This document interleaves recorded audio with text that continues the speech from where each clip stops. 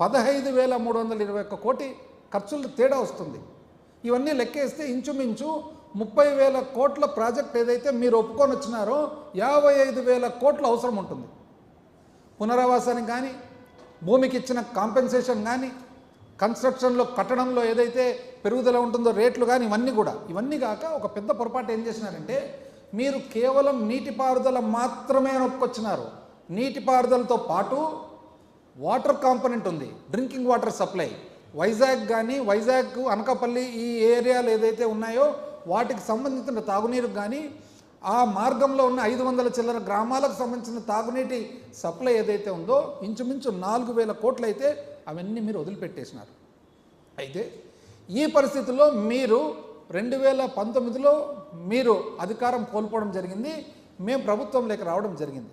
వచ్చిన వెంటనే మొట్టమొదటి కొన్ని నెలల పాటు పరిపాలన గ్రిప్పులేక తీసుకోవడము, అంతలోనే కోవిడ్ రావడం. కోవిడ్ వచ్చిన దానివలన పరిపాలన చూసుకోవడంలోనూ కొంత వ్యత్యాసమైన కూడా, కొంత సమయం పట్టినా కూడా వెంటనే ఆ సబ్జెక్ట్ ఏదని చూసుకొని అప్పటి ప్రభుత్వం కానీ, అప్పటి మా ముఖ్యమంత్రి జగన్మోహన్ రెడ్డి గారు కానీ, అప్పటి నీటిపారుదల శాఖ మంత్రి కానీ అందరూ కూడా కేంద్ర ప్రభుత్వంతో మరొకసారి కరస్పాండెన్స్ స్టార్ట్ చేసి అప్పటి ప్రధానమంత్రి గారితో, సంబంధిత మంత్రి గారితో అందరితో కూడా కరస్పాండెన్స్ స్టార్ట్ చేసి మొదలు పెడితే ఏమన్నారు తెలిసిన కేంద్ర ప్రభుత్వం, ఇది క్లోజ్డ్ సబ్జెక్టు, మీరు 2016లో ఒప్పుకొని పోయినారు, గవర్నమెంట్ ఇస్ కంటిన్యూస్. అప్పుడు ఆంధ్రప్రదేశ్ రాష్ట్ర ప్రభుత్వమే, ఇప్పుడు కూడా ఆంధ్రప్రదేశ్ రాష్ట్ర ప్రభుత్వమే, ఇది కంటిన్యూస్ గవర్నమెంటు, ప్రతిసారి మూసేసిన సబ్జెక్టును తెరిచేదానికి కుదరదు అన్నారు. అంటే మూసేసిన సబ్జెక్ట్ ఏమి? మూసేసిన సబ్జెక్టు మీరు తెలుసో తెలియకనో, ఆలోచన ఉందో ఆలోచన లేకనో మీరు 30,000 కోట్ల ప్రాజెక్ట్ అంచనాను ఒప్పుకొని వచ్చేస్తే 55,000 కోట్లు ఆ ప్రాజెక్ట్ కంప్లీట్ చేసేదానికి, పూర్తి చేసేదానికి అవసరం ఉంది.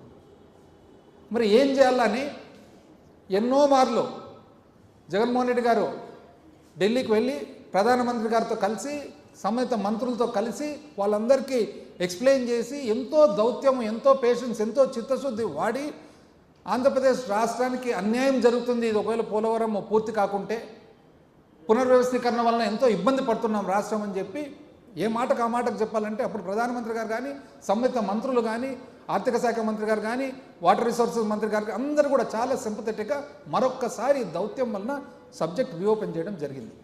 సబ్జెక్ట్ రీఓపెన్ చేయడం జరిగితే అందులో భాగంగానే వాటర్ సప్లై కాంపోనెంట్ అనేది ఫస్ట్ తీయడం జరిగింది. అయితే వాటర్ సప్లై కాంపోనెంట్ ఏదైతే తాగునీరుకు సంబంధించిన 4,000 కోట్లు, మన వాదన ఏమంటే అది ప్రాజెక్టులో అంతర్భాగమని, వాళ్ళ వాదన ఏమంటే మీరు 2016 సెప్టెంబర్ 8 ఏదైతే ఒప్పందం చేసుకున్నారో ఓన్లీ వ్యవసాయానికి సంబంధించినదే తప్ప తాగునీటికి సంబంధించినది లేదు అని వాళ్ళు, ఉంది ఇది అంతర్భాగమని మేము. ఆ వాదనలో భాగంగా ఈ కరస్పాండెన్స్ చెప్తా, వెరీ క్విక్గా చెప్తాను. ఏమని 27/10/2021 అంటే అక్టోబర్ 2021లో జలశక్తి ఎవరికి రాస్తారు? పోలవరం ప్రాజెక్ట్ అథారిటీకి రాస్తారు. ఏమని? Inclusion of water component of Polavaram project for funding by government of India. అదేవిధంగా 20 నవంబర్ 2021లో పోలవరం ప్రాజెక్ట్ అథారిటీ ఈ ఉత్తరం ఏదైతే ఉందో దీనికి రిప్లైగా వాళ్ళు ఎవరికి రాస్తారు? మళ్ళీ జలశక్తికి, inclusion of water component of Polavaram project for funding by government of India.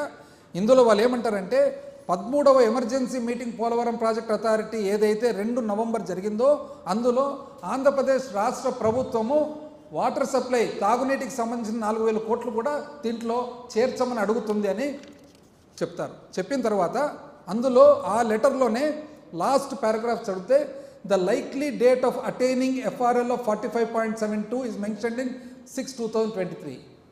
అంటే జూన్ 2023కు ఇంచుమించు 45.72 లెవెల్ కట్టేదానికి పూర్తి అయ్యే అవకాశం ఉంది, కానీ లేట్ అవుతుంది అని చెప్పి చెప్పడం జరిగింది. అంటే దీని అర్థం ఏమి? 45.72 150 అడుగుల లెవెల్ ఉందా లేదా అని. ఆ తర్వాత వెంటనే డిసెంబర్ 2021లో సెంట్రల్ వాటర్ కమిషను ఎవరికి రాస్తారు? పోలవరం ప్రాజెక్ట్ అథారిటీకి రాస్తారు. ఏమని రాస్తారు? It has been observe that the cost and benefits projected by WRD at partial level filling up to 41.15 have not been worked out in the DPR. Detailed project రిపోర్ట్లో 41.15 MDDL లెవెల్కు సంబంధించిన cost benefit ఏదైతే లాభం చేకూరుతుందో అది లేదు అని. అంటే ఇప్పుడు DPR ఎవరు తయారు చేసినట్లు? డిపిఆర్ 2014 నుంచి 19లో తయారైన డిపిఆర్లో ఎండిడిఎల్కు సంబంధించిన 41.15 లెవెల్కు సంబంధించిన లాభం ఏమి అనేది లేదు, అది ఇవ్వండి అన్నారు. డిసెంబర్ 24, 2021లో ఏమంటారు? పోలవరం ప్రాజెక్ట్ అథారిటీ తిరిగి ఎవరికి రాస్తారు? ఆంధ్రప్రదేశ్ రాష్ట్ర ప్రభుత్వానికి. మీరు ఈ సిడబ్ల్యూసి రాసిన ఉత్తరానికి ప్రకారంగా ఎండిడిఎల్ లెవెల్ 41.15 కనిష్ట నీటి మట్టం లెవెల్కు ఏమైతే లాభం చేకూరుతుందో మీకు మాకు రాయండి అంటే రాసిన తర్వాత మరి ఆ రోజు ఆంధ్రప్రదేశ్ రాష్ట్ర ప్రభుత్వము తిరిగి రాయడం జరుగుతుంది. ఎప్పుడు? 11 నవంబర్ 2021లో సబ్జెక్ట్ ఏమి? ఎవరికి రాసిండేది? To the chief executive officer Polavaram project authority. Subject ఏమి? Polavaram irrigation project inclusion of water component of Polavaram funding by government of India detailed report submitted అని చెప్పి అందులో ప్రశ్న ప్లస్ సమాధానం ఇస్తూ ఆ ప్రశ్న సమాధానంలో లాస్ట్లో ఏముందంటే enclosures statement showing the component wise eligibility and expenditure details annexure 1, 1A, 1B and 1C. ఏముంది దాంట్లో? అనెక్సర్ 1లో ఏముంది? Requirement of funds for realistic completion. Annexure 1లో యాక్చువల్గా పోలవరం ప్రాజెక్ట్ కట్టాలంటే పూర్తి డబ్బులు ఎంత కావాలని. 1Aలో ఎంత ఉందంటే ఎండిడిఎల్ అంటే 41.15 135 అడుగులు కట్టేదానికి ఎంత ఖర్చు అవుతుంది. అనెక్సర్ 1Bలో ఏమొస్తుంది? ఎఫ్ఆర్ఎల్ 150 అడుగులు అంటే 45.72 మీటర్లు కట్టేదానికి ఎంత ఖర్చు అవుతుంది అని చెప్పేసి. అదేవిధంగా 1Cలో ఏముంది? కాంపోనెంట్ వైజ్ ఎక్స్పెండిచర్ ఎల్ఎంసీకి ఆర్ఎంసీకి హెడ్వర్క్స్కు సపరేట్గా ఎంత అవుతుందని. ఈ ఒక్కటి ఎవరు పంపిస్తారు? ఇది ఒక చీఫ్ ఇంజనీర్ పంపిస్తారు. చీఫ్ ఇంజనీర్ పేరు సుధాకర్ బాబు అని. అంటే ఎంత చూడండి, ఈ మధ్య కాలంలో నేను ఒక ప్రెస్ కాన్ఫరెన్స్ చూశాను. గౌరవ